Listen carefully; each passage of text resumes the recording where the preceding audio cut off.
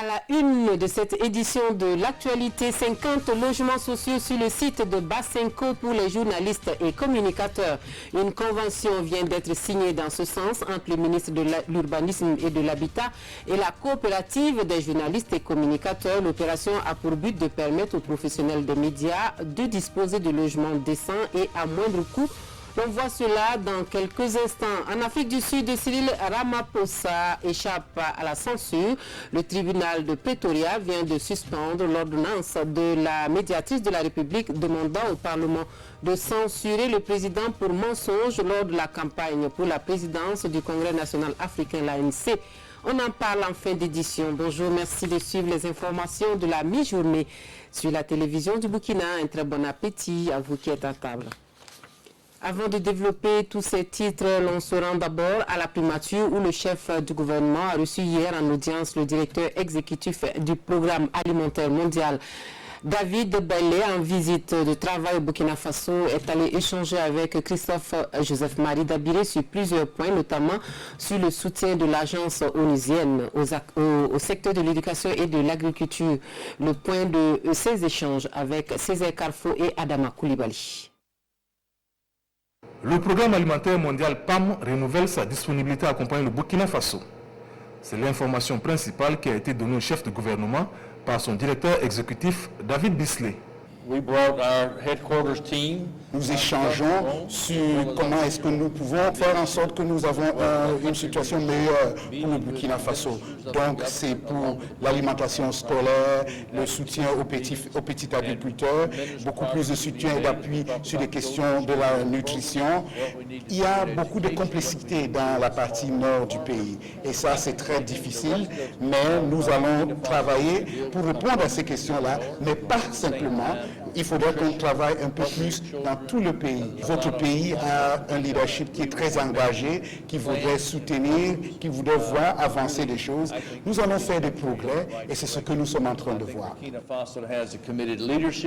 Durant son séjour de 72 heures, le directeur exécutif du PAM prévoit échanger avec plusieurs autorités burkinabées. Il effectuera également une visite de terrain dans la région du Centre-Nord pour toucher du doigt les réalités sur les questions alimentaires et nutritionnelles.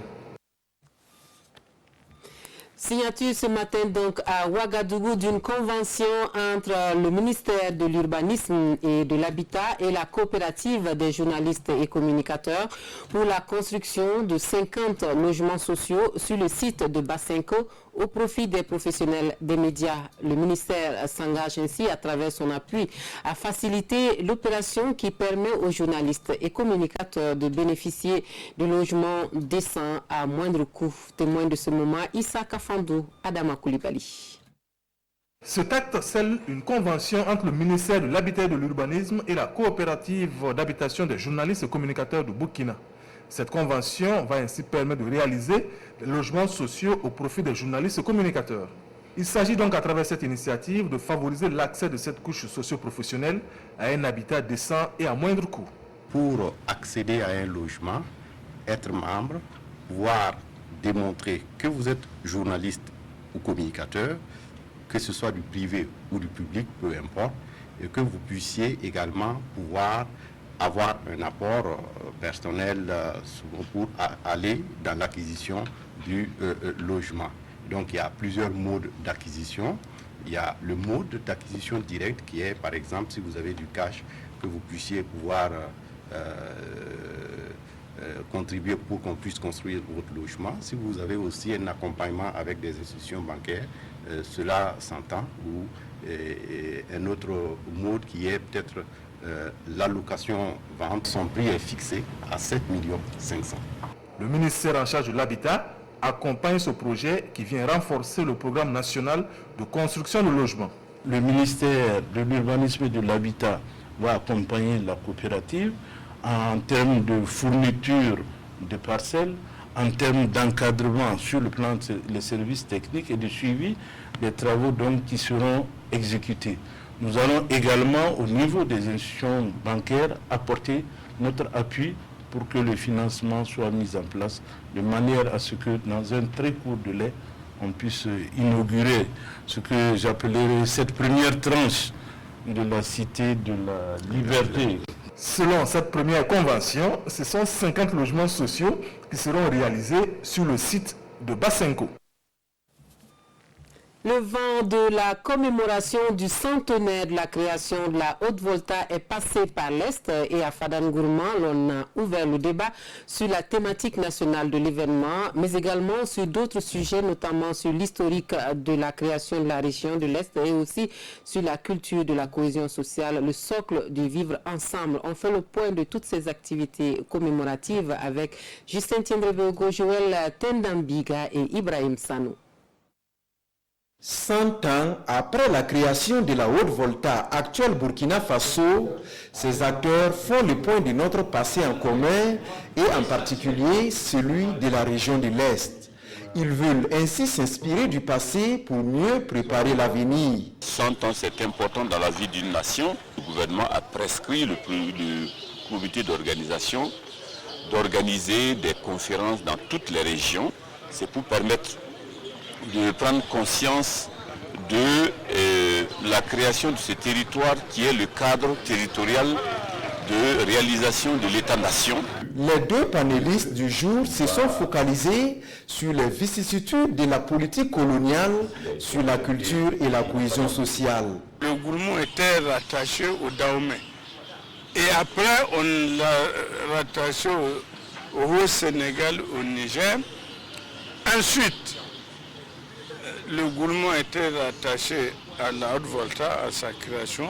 Depuis 1892, il y a les deux familles royales que les Européens ont utilisées pour opposer les uns les autres. La conférence de ce matin a donné des orientations pour que ce triste passé, l'ensemble des gens qui sont chargés incarner l'ensemble des vertus de cette région dans le domaine de la tradition, de la coutume, du politique, du social et tout ça, puissent vraiment prendre conscience et se dire qu'il est temps que nous nous tenons les mains. Ce devoir de mémoire participera sans doute à consolider les ciments de la cohésion sociale dans la région.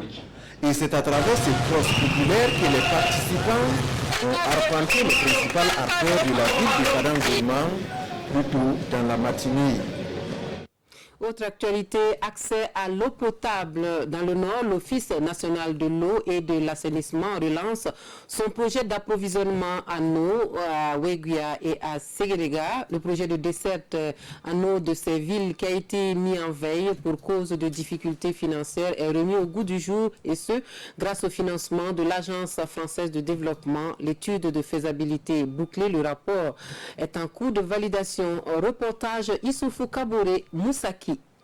25 milliards de francs CFA pour pallier le manque d'eau potable dans les villes de Ouéguia et de Séguénéga. L'information émane ici du cabinet LGI, une structure qui a mené l'étude pour l'approvisionnement en eau potable de ces localités à partir du barrage de Guiti à une cinquantaine de kilomètres à l'est de Ouéguia. Le rapport de l'étude technique est ici projeté pour validation à travers cet atelier. L'étude va nous dire qu'est-ce qu'il faut faire pour que ce soit un guide pour l'ensemble des acteurs qui doivent mettre en œuvre le projet-là. C'est leur guide. Ils vont regarder par rapport à ce qui est prévu pour d'abord faire leur offre et puis réaliser conformément à ce que effectivement l'étude aurait préconisé. L'étude comprend deux composantes, le système de traitement et de refoulement d'eau dans les localités et sa distribution. Le projet consiste à récupérer l'eau donc depuis le barrage de Guiti, l'eau brute, de la traiter, de la pomper vers les centres urbains et de la distribuer. La ville de Ouéguia est confrontée à un déficit de 1500 m3 d'eau par jour, relève le maire. La distribution alternée de l'eau potable est l'une des solutions pendant les périodes dites chaudes. La validation du rapport de l'étude et sa mise en œuvre constitue donc une véritable source d'espoir. C'est un projet qui a démarré depuis 2004. Donc vous savez que ça fait 15 ans. Cet atelier va pouvoir nous permettre en tout cas de commencer et à espérer que d'ici très bientôt, le problème donc de l'approvisionnement en eau potable de la ville d'Ouéguia sera réglé. Le projet d'approvisionnement en eau potable est financé par l'Agence française de développement. Durant 2 jours, ces acteurs vont s'accorder sur les différents points de l'étude pour que le document soit un référentiel dans la mise en œuvre du dit projet. Maris qui aident leurs épouses dans les tâches ménagères quotidiennes, cela existe désormais au Burkina Faso. Ces maris modèles sont une espèce en cours d'expérimentation à Boni. Vous verrez donc ces pères de famille s'affairer pour les travaux domestiques et sans complexe aucun. La métamorphose doit son mérite à un projet piloté dans la localité. On marque donc un arrêt sur cette révolution culturelle au pays des hommes intègres avec un manécagnien et Kaduro Menki. Camarades, le mauvais mari! Le mauvais mari! Et en avant, les maris modèles. Modèles parce qu'ils ont décidé de transcender certains préjugés socio-culturels. Chaque jour, je me lève, je balaye la maison et je pise l'eau. Ensuite, je lave les enfants aussi. Si les femmes sont occupées, je travaille le reste. Si quelqu'un te dit que ce n'est pas un travail d'homme, c'est parce qu'il n'a pas suivi la formation. Conseille seulement de faire la même chose pour sa femme. Il comprendra l'intérêt. La femme n'est pas une esclave. L'homme doit l'aider dans les tâches ménagères. Un changement de comportement qui apporte son grain de sel à l'ambiance familiale. Ça a apporté beaucoup de changements dans ma famille. Des fois, on ne s'entendait pas. Maintenant, on s'entend bien.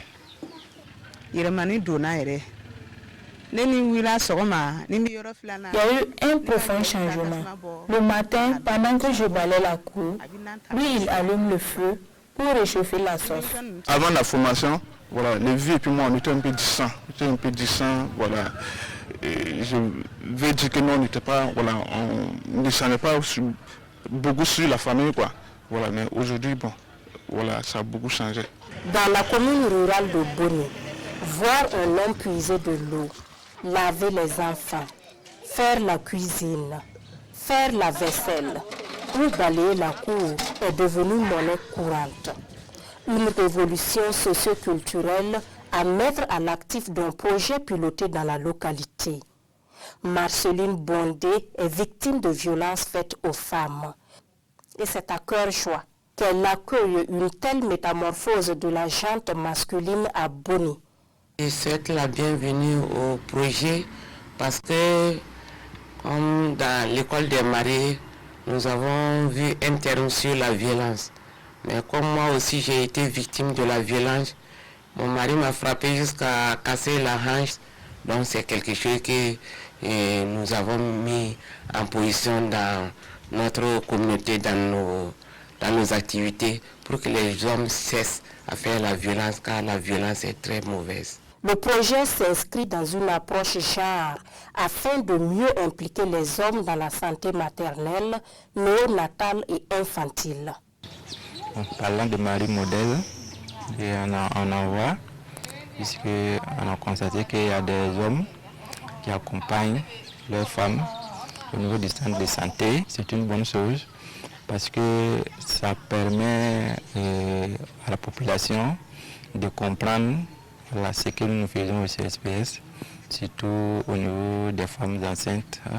Voilà, les maris aussi, et aussi ça leur permet, voilà, de comprendre certaines choses par rapport généralement à la planification familiale, puisque c'est à ce niveau que les maris sont réticents. Conscients du bien fondé d'un tel changement, les maris modèles de Boni sont déterminés à faire tache d'huile auprès des autres hommes mariés. Ils s'engagent également à sensibiliser les jeunes garçons pour qu'ils intègrent ces attitudes dans leur vie quotidienne afin d'être à leur tour des maris exemplaires. Actualité hors du Burkina et nous allons en Afrique du Sud pour cet énième échec politico-judiciaire de la médiatrice de la République contre Cyril Ramaphosa. La motion de censure demandée au Parlement contre le président pour avoir violé le code d'éthique est qualifiée d'irrévocablement biaisée. Le président sud-africain est accusé d'avoir reçu de l'argent d'un groupe d'industriels pour le financement de sa campagne pour la présidence de l'ANC. Le président sud-africain Cyril Ramaphosa a remporté une bataille judiciaire avec la décision d'un tribunal de Pretoria de suspendre une ordonnance de la médiatrice du pays qui aurait entraîné une procédure de censure au Parlement. Le chef d'État et la médiatrice de la République sud-africaine Mbuzisiwe Mqwebane bataillaient depuis plusieurs semaines à propos d'un rapport accablant qui accuse le président de mensonges lors de la campagne pour la présidence de son parti en 2017. Dans ce rapport, la médiatrice avait demandé une censure du Parlement contre le président pour avoir violé le code d'éthique. Une demande dont Cyril Ramaphosa a obtenu lundi la suspension, l'enquête de la médiatrice ayant été jugée irrévocablement biaisée. Cette dernière avait accusé le président sud-africain d'avoir trompé le Parlement de façon délibérée en répondant à une question de l'opposition sur une donation d'environ 32 000 € faite par un groupe industriel lors de sa campagne. Ramaphosa avait affirmé que l'argent versé en 2017 était un paiement à son fils Andile pour un travail de consultant pour une entreprise de services impliquée dans de nombreux contrats publics suspects. La médiatrice a été critiquée pour son implication présumée dans la guerre au sein de l'ANC, le parti de Nelson Mandela profondément divisé entre partisans de l'ex-président Zuma et soutien de son successeur Ramaphosa. Et puis en Russie, un accident de missile sur un site militaire qui a fait 5 morts relance le débat sur les armements nucléaires, notamment entre Moscou et Washington. L'explosion s'est produite lors de tests sur un engin propulseur russe, bien que les autorités de ce pays assurent qu'aucun produit chimique dangereux n'a été dégagé. Des interrogations persistent. Ces images diffusées le mois dernier par la Russie seraient celles du lancement d'un missile Bourievestnik. Selon des experts américains, l'accident survenu jeudi dernier en Russie serait lié aux essais sur ce type de missile de croisière à propulsion nucléaire que Moscou chercherait à se doter. Mais le porte-parole du Kremlin a refusé de confirmer cette information tout en réaffirmant que la compétence atteinte par la Russie en matière de missiles à propulsion nucléaire dépasse significativement le niveau atteint par d'autres pays. En début d'année déjà, Vladimir Poutine avait annoncé que son pays s'était doté de nouvelles armes invincibles, à portée illimitée et impossibles à intercepter. L'explosion survenue jeudi dernier sur une base d'essai de missiles dans le Grand Nord a causé la mort de 5 employés de l'agence nucléaire russe Rosatom. Qualifiés de héros, ils ont été enterrés lundi dans la ville de Sarov, qui accueille le principal centre de recherche nucléaire russe. Un centre connu pour être à l'origine des premières armes nucléaires de l'URSS. Suite à l'accident, le taux de radioactivité relevé aux alentours de la base aurait été multiplié par 16 selon l'agence russe de météorologie. Et pour finir, la lecture croisée des quotidiens burkinabés qui commentent la disparition de l'artiste musicien ivoirien DJ Arafat, la sortie médiatique de l'UAS, l'unité d'action syndicale, et la rencontre du gouvernement et des gouverneurs et hauts commissaires sur la prévention et la gestion des conflits communautaires. La revue de presse est signée Draman Guéné. Gestion des conflits communautaires, gouverneurs et hauts commissaires au premier plan. L'information est à la une du quotidien citoyen. Le gouvernement au niveau central ne peut pas être le premier à intervenir lorsque quelque chose se passe à Gawa ou encore à Banfora, rappelle Christophe Dabiré qui, dans les colonnes du journal Le Pays, invite les participants à des échanges francs et constructifs afin que la rencontre puisse aboutir à des propositions concrètes pouvant contribuer à sortir le Burkina de cette situation difficile. D'ores et déjà, le Premier ministre appelle les gouverneurs et les hauts commissaires à plus d'efforts dans la conduite de leur mission de veille et d'anticipation à travers la sensibilisation des populations, rapporte aujourd'hui au Faso. Tout cela en attendant l'élaboration d'une stratégie nationale de lutte contre la radicalisation et l'extrémisme violent et la mise en place dans les prochains mois d'une stratégie nationale de promotion de la cohésion sociale. Autre sujet à la une des quotidiens, la rupture du dialogue gouvernement-syndicat. L'unité d'action syndicale rejette la faute à l'exécutif, indique Sidoya. Le gouvernement se dérobe aux discussions qu'il a lui-même initiées, clame Yamba Georges Kwanda, le président du mois dans le journal Aujourd'hui au Faso. Le gouvernement s'était engagé à faire des propositions au plus tard le 17 juillet dernier, mais jusque-là, ces propositions ne sont jamais venues, déplore-t-il. et l'UAS ne compte pas en rester là, mais promet des actions à l'issue d'une rencontre nationale le 17 août prochain, rapporte l'observateur Palga. Interrogé sur la dite action, Georges Kwanda déclare « Après la rencontre, vous serez situé ». Didier Arafat, vivre et mourir à 100 à l'heure, analyse l'observateur Palga 2 jours après le décès de la star ivoirienne du coupé décalé. Il sera donc mort comme il a vécu, selon le doyen des quotidiens. Ce bad boy adulé n'avait-il pas évoqué lui-même cette fin tragique à moto dans une vidéo prémonitoire devenue virale, de la même manière qu'il avait écrit le scénario de ses obsèques, affirmant vouloir une cérémonie au stade Félix Houphouët-Boigny devant une foule jamais vue. C'est exactement ce qui se dessine du côté d'Abidjan, où tout le pays s'apprête à rendre un vibrant hommage au pape du coupé décalé. Fin de cette session d'information. Merci de nous avoir suivis.